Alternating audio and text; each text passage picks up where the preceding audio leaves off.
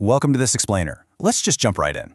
I want you to imagine, just for a second, the sheer, overwhelming reality of a cancer diagnosis. Or, on the flip side, think about being the clinical staff member who is responsible for administering highly toxic, complex treatments day in and day out.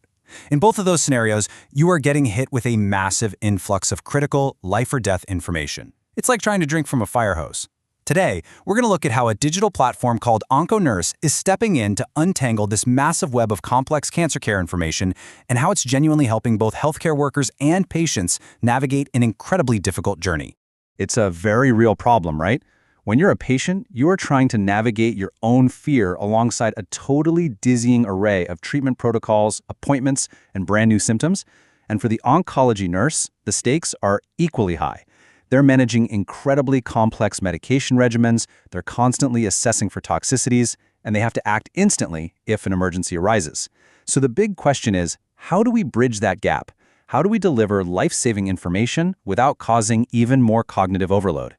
Section 1. 2 paths, 1 app. To solve this huge information overload, the developers behind OncoNurse realized something absolutely crucial. Patients and nurses have vastly different needs, even though they're walking the exact same treatment pathway. So the platform actually splits the user journey right at the front door. The very first screen you encounter simply asks you to choose a path. I'm a nurse or health practitioner, or I'm a patient or carer. It's brilliant in its simplicity, really. By splitting that journey up immediately, it ensures that a vulnerable patient isn't suddenly bombarded by complex clinical calculators, and a busy nurse isn't wasting time digging through basic self-care pamphlets just to find emergency medication dosages. Section 2. Empowering the patient. Let's walk through that patient door for a minute. We're looking at this through the lens of someone desperately trying to manage the absolute logistical nightmare of a treatment plan. What you immediately notice is the app's top priority, and that is safety. Right at the very top of the dashboard, there's a prominent, bright red alert. It warns you that a temperature of 38 degrees Celsius or higher during treatment is a medical emergency. It clearly tells the patient, hey, go straight to the emergency department. Don't wait around, and definitely don't ring the GP first. By bringing this critical, life-saving guidance to the absolute forefront, the app is literally acting as an immediate triage tool right in the patient's pocket. It prevents fatal delays and, honestly, a lot of unnecessary panic. And beyond those acute emergencies, there's a very real, documented phenomenon known as chemobrain. Cancer treatments can severely compromise a patient's memory and cognitive function. So just trying to remember exactly what your oncologist told you about a specific symptom, or even remembering what time you're supposed to take an anti-nausea pill, becomes incredibly difficult. Here, OncoNurse acts as a vital digital memory bank. The information is clearly structured so you can revisit it whenever you need to, completely removing the pressure to memorize every little detail during an already super stressful clinical consultation. So, what does this digital memory bank actually hold for the patient? Well, it provides a whole suite of essential, totally free tools. There's a logbook for tracking your symptoms. There are modules on how to look after CVADs and ports. Those are the central lines used for treatment. And there are preparation guides for treatment day. It even provides questions to ask lists to really empower patients during their doctor visits. And importantly, OncoNurse doesn't try to reinvent the wheel here. It seamlessly integrates direct links to established national services, like the Cancer Council's 131120 support line. It's making sure it complements the care frameworks that are already out there, rather than duplicating them. Section 3. Equipping the nurse. Now let's pivot over to the high-stakes world of the oncology nurse. This is where the app completely transforms into a critical clinical workflow engine. At the top of the clinical reference dashboard, nurses get instant access to big red buttons for critical events. We're talking extravasation, febrile neutropenia, or severe immune reactions like CRS and ICANS. Because let's face it, when a patient crashes, a nurse absolutely does not have time to go sifting through a dusty 3-ring binder at the nurse's station. This provides instant, highly structured clinical guidance right there at the bedside. So let's walk through what a typical workflow actually looks like. A nurse can use the platform to search through 155 different medication agents and 48 specific regimen protocols. But it goes way further than just being a reading tool. It includes specialized calculators for complex metrics like body surface area, calvert, and creatinine clearance. It also allows nurses to seamlessly reference standardized toxicity grading. This drastically reduces the cognitive load and, crucially, the risk of error when you're trying to do mental math for dose modifications on a chaotic, busy ward. And here is a vital piece of the puzzle that we can't ignore. OncoNurse is not trying to replace authoritative clinical guidelines. Instead, think of it as a fast-track vehicle to get to them. The app includes direct links out to trusted national protocols like IVIQ. The developers are actually very careful with this. They don't imply that IVIQ endorses them, and they definitely don't put restricted materials behind a paywall without permission. It just seamlessly connects the nursing staff directly to the established clinical truth.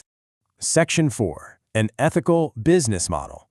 Okay, so you might be wondering at this point, if this platform is packed with all these valuable, life-saving features for free, how on earth does it actually survive financially? Because building and maintaining secure clinical software is not cheap. Well, it relies on this brilliant freemium for good strategy.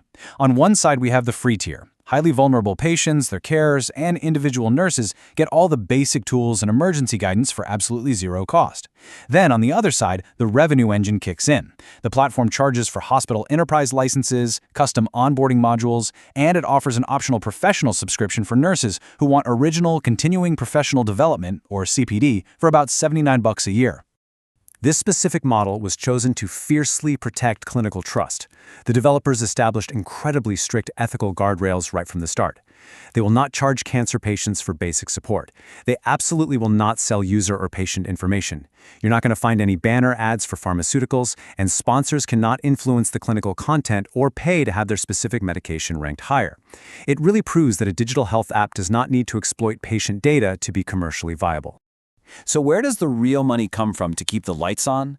It's the business-to-business revenue streams. For example, a small private clinic might pay somewhere between $3,000 to $5,000 a year for an enterprise license.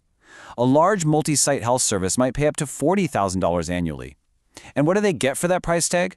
They get a version of the app that is fully customized with their own hospital logo, their local emergency telephone numbers, their specific clinical escalation pathways, and their own local patient leaflets. Basically, the big institutions are funding the free patient app. Section 5. The future of care. Now, having a great app is one thing.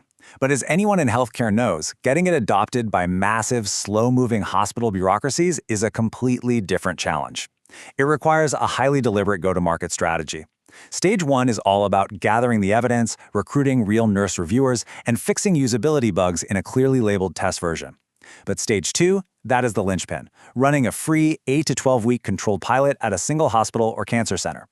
You see, the immediate commercial goal isn't to get 1 million random App Store downloads, it's to secure this formal hospital pilot to prove with hard data exactly how much time the app saves nurses and how much it boosts their clinical confidence. That evidence is what then drives Stage 3, which is the wider rollout of paid organizational licenses. And of course, because we are dealing with oncology here, the regulatory and safety standards have to be totally bulletproof. Before launching commercially, a platform like OncoNurse requires a documented regulatory assessment, like from Australia's TGA, to ensure it meets strict software exclusion requirements. Every single clinical section must be reviewed by a minimum of 2 qualified clinicians with explicitly recorded source and review dates. Even the clinical calculators have to remain transparent and feature warnings that require independent verification.